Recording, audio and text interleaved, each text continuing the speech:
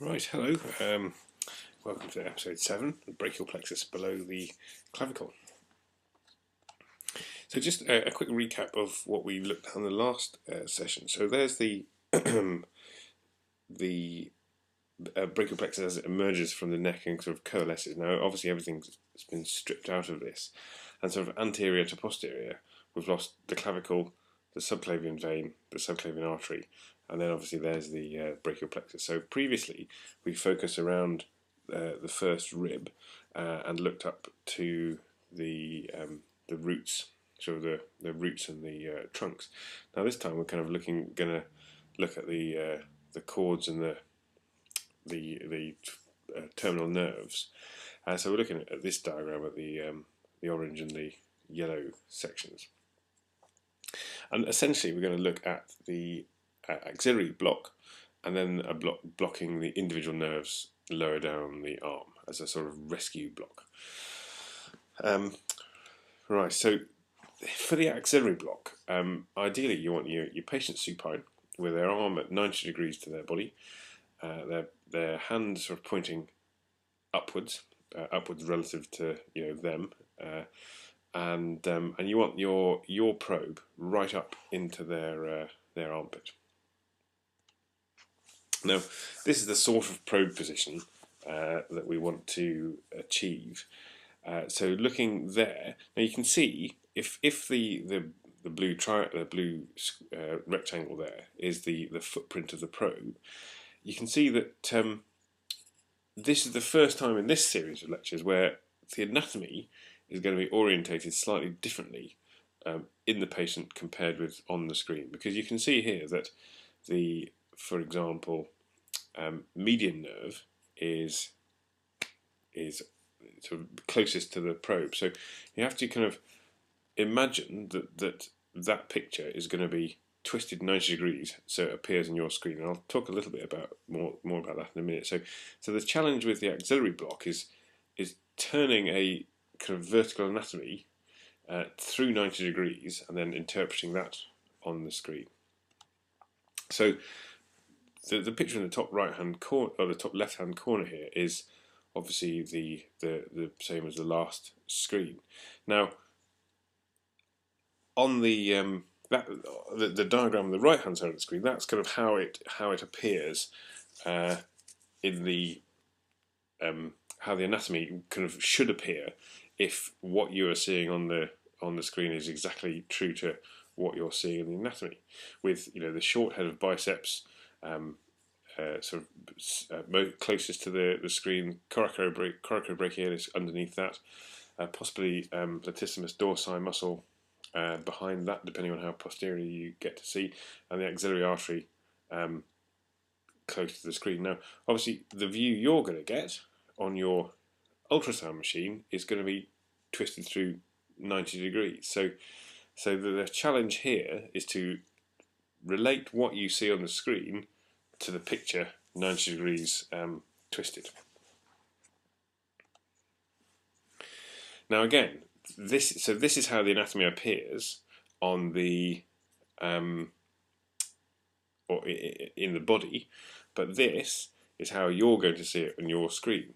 So what you need to remember is, one, the anatomy's relation to the axillary artery, and two, the fact that the things that are nearest the top of the screen are most superficial, are the nearest to the skin. So we'll see a sort of a scan in a second of an axillary of an axilla and axillary nerve, and then we'll just point out the some of the structures.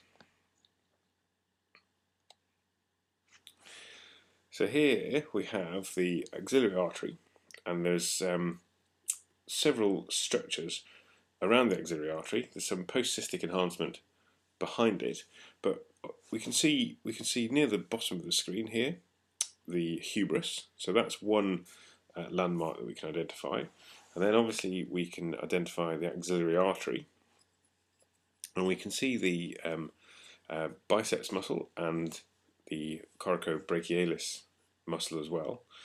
And then we can, around the artery, we can see there's 4, possibly 5. There may be a sort of an unexpected division nerve. So here's where we'd expect to see the median, the ulnar, the radial, and the musculoskeletal nerve. So I'll just run this clip now, and we can hopefully follow those structures as we just gently kind of press and release the pressure.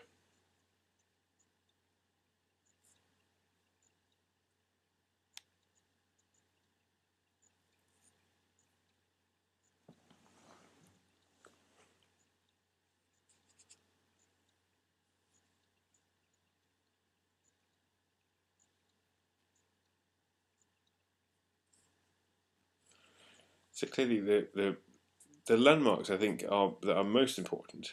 The radial nerve is always going to be the one that's closest to the humerus. So it's going to be deepest and it's going to be closest to the humerus. And if you follow the radial nerve down, you'll see it from the top, winding around the back of the humerus.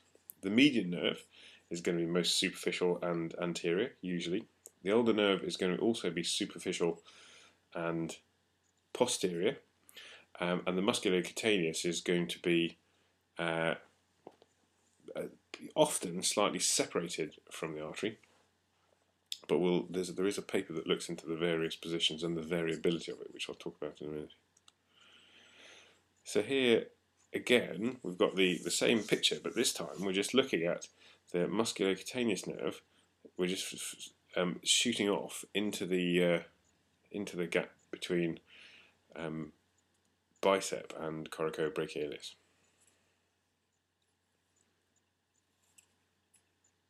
So this is just scanning up and down the nerve, and some people talk about the musculocutaneous nerve almost kind of swimming up the gap. There's a kind of almost like a whale-like breaching as you kind of go up and down the groove between biceps and coracobrachialis.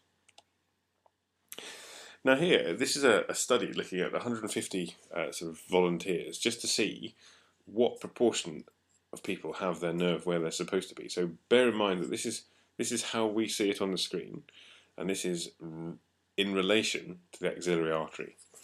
So broadly, if you're looking for the median nerve, it's going to be about in 62% of people, about 11 o'clock to the axillary artery. But you can see there's quite a lot of variation, and you know, it's essentially, if you say it's probably going to be superficial to and a bit lateral or a bit anterior to the artery, then you're not far away. And similarly, the ulnar nerve, almost over 80% are between sort of 2 and 3 o'clock related to the ulnar artery. The radial, a bit more variability, but it's going to be between 3 and 6 o'clock. So yeah, again, over 80 or almost 90% are going to be in that segment. And the musculocutaneous nerve, 90%, over 90% are kind of between 8 and 9 o'clock, relative to the axillary artery. Now that's not the whole story. So these are some patterns that sort of less frequent patterns that the researchers found. So you can see that the first example that we saw probably follows pattern A, with the median, the ulnar, the radial, and the musculocutaneous kind of almost equidistant and equally separated around the artery. But you know, there are some fairly infrequent but unusual patterns. Now, what these researchers found is no matter what the exact positions are, the pattern was always clockwise around the artery, median, ulnar, radial, musculocutaneous. So it may require use of a nerve stimulator and a bit of kind of finding nerves and then just seeing which is which, depending on what twitches. So there's some sort of less common patterns, but obviously the most common one we saw was as in kind of diagram A, but with the musculocutaneous separated further away from the axillary artery. So now going on to blocking the nerves more distally, the radial nerve can be a little bit difficult to find in the forearm, and also just above the elbow often gives a deep and superficial branch. Now, in order to block both of those, clearly you need to come more superficial, more proximal rather.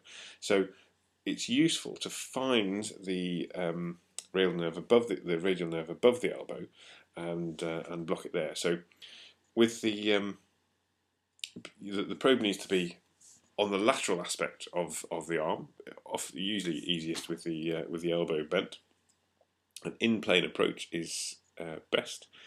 So here we can see humerus and what looks like the radial artery there. Now we can confirm that it is the radial artery because if we follow it more proximally, it will dive behind the humerus and spiral around the humerus.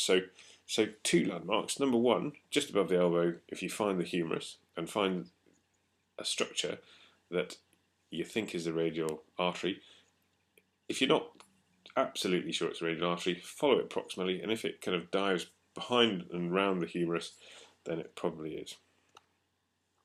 Now the median nerve, we've had a reasonable amount of practice looking for the median nerve beforehand. So with a probe vertical on the on a supinated hand, it's in the compartment between the deep and the superficial flexus.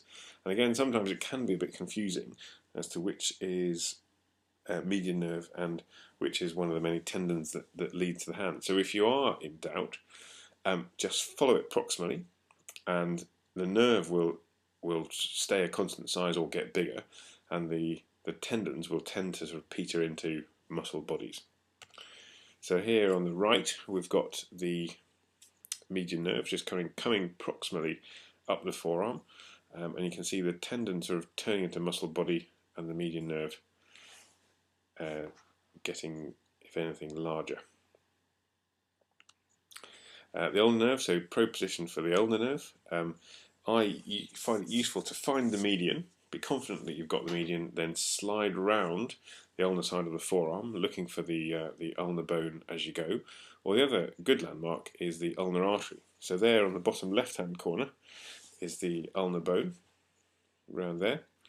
Find the ulnar artery, the ulnar nerve is next to it, and again, if you follow it proximally until the nerve is sufficiently separate from the artery, and then block it there.